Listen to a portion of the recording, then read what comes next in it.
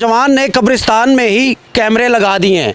अब कब्रिस्तान के अंदर कैमरे लगाने का मकसद ये था कि इस नौजवान की वालदा की कब्र इस कब्रिस्तान में है और यहाँ पर कैमरा लगाने का मकसद ये था कि वो अपने मोबाइल में अपनी वालदा की कब्र हर वक्त देखता रहे। उसकी वजह ये है, यहाँ पर चोर हैं, यहाँ पर नशई आते हैं, बैठते हैं, चीज़ें चुराते हैं, यानी कि नशा करने वाले कब्रिस्तान से चीज़ें भी चुरा कर ले जाते हैं।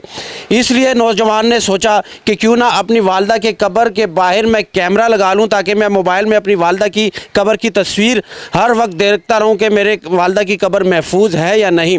ये सामने ऊपर दरख्त के ऊपर कैमरा लगा हुआ है, बाकायदा लाइट भी लगी हुई है। यहाँ पर एक शहरी मौजूद है जो कब्रिस्तान आया था, इससे बात करेंगे। भाई क्या हाल है, तबीयत ठीक है? ठीक ठाक अल्हम्दुलिल्लाह। अच्छा, मुझे ये बताओ ये कैमरा क्यों लगाया गया है? ये कैमरा यहाँ पे इसलिए लगाए हैं, एक तो उसकी वालदा के साथ मोहब्बत है, ठीक है, वो देखता भी है, ऊपर से यहाँ पे चोर काफ़ी है, नशई भी बहुत है, यहाँ पे चोर भी काफ़ी बहुत है।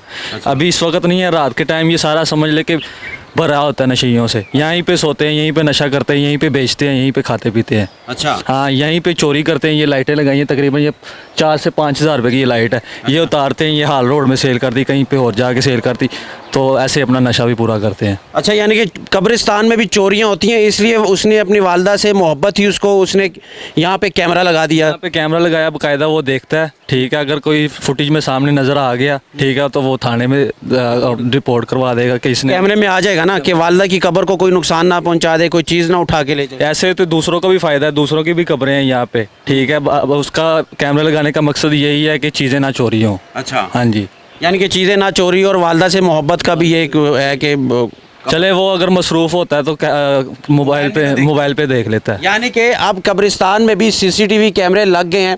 उसकी मेन वजह यह कि कब्रिस्तान में चोरियां भी होती हैं और फिर इस नौजवान की वालदा के साथ मोहब्बत थी और हर वक्त अपने कैमरे में अपनी वालदा की कब्र वो देखता है कि मेरी वालदा की कब्र इस वक्त महफूज है या नहीं। ये बहुत अच्छी बात है, इस तरह होना चाहिए, क्योंकि अगर यहाँ पर कैमरा नहीं लगेगा तो फिर ज़ाहिर है चोर यहाँ पर आते हैं, चोरियाँ करते हैं। ज़्यादातर नशई लोग होते हैं जो दुआ करने आते हैं, अक्सर औक़ात वो भी लुट जाते हैं। चाकू ब्लेड उनके पास होते हैं, तो वो बस उनको दिखाना है, तो वो शरीफ शहरी होते हैं, तो उन्होंने तो जो भी होगा उन्होंने निकाल के दे देना है। पुलिस यहाँ पे गश्त करती है, उस टाइम कुछ भी नहीं होता है, ठीक है। रात को आते हैं, या यहीं पे नशा कर लिया, यहीं पे सो गए, यहीं पे किसी को लूट लिया। ये सीन चल रहा है। ये सीन है, यानी कि सिर्फ एक ही कैमरा लगा हुआ है ना? फिलहाल एक ही लगा हुआ है, उसने अपनी वालदा के लिए लगाया ताकि यहाँ पे मेरी महफूज हो, काफ़ी खर्चा वगैरह किया उसने, ठीक है। तो ये बात, ये हालात है जी। अब कैमरे कब्रिस्तान में लगना शुरू हो गए हैं, सीसीटीवी, क्योंकि हमारे अंदर के ज़मीर मर चुके हैं, इंसानियत ख़त्म हो चुकी है।